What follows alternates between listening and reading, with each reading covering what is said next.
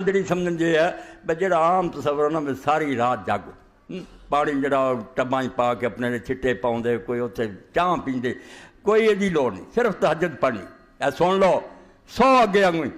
مگر نیت رکھ کے کہ اللہ انہاں راتاں چ ایک رات ہے جنہوں تو 1000 نہیں تو بہتر کرا دے اس تو انہاں دناں جڑے اسی نفل پڑھ رہے ہیں یہ لیلۃ القدر دا ثواب تیرے کو چاہنے اس تو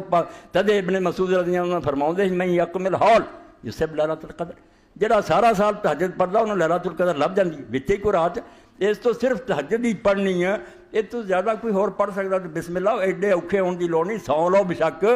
مگر کسی رات یہ سمجھ کے بے اللہ اگر تیرے علم تے لیلۃ القدر ہے تو جو اللہ نے اپنی رسول کریم علیہ السلام نے اپنی حبیبہ نو محبوب بیوی ام المومنین عائشہ صدیقہ رضی اللہ عنہا دعا سکھائی سی وہ انہاں دناں چ پڑھو نہیں یاد تے اپنی زبان چ کہ اللہم انک عفو تحب العفو فاعف اے اللہ تو بہت معاف کرنے والا معاف کرن کے تو خوش ہونا سانوں گناہ گاراں میں معاف کر کہ گل چ نہیں ہے رحم یہ چاہتی ہے کہ اپنی زبان سے کہہ دے گناہ گار کے تکفیر ہو اینی گل بھی نہیں کہہ سکتے تو پھر بدقسمتی ہونی ہو رہا کی حل ہے اینا کہہ جاؤ پل کے غلطی ہو گئی ہے قلم پھر جانا تو یہ 9-10 راتیں ادا گزار دیو ہر رات نو لیلۃ القدر سمجھو آخر سے میں عرض کراں اے میرے تواڈے کم ہمت لوگاں دی گل سانوں ماڑیاں نو آکھیا او چلو انہاں راتاں دی کر لو ورنہ نیک لوگاں دے اے خواجہ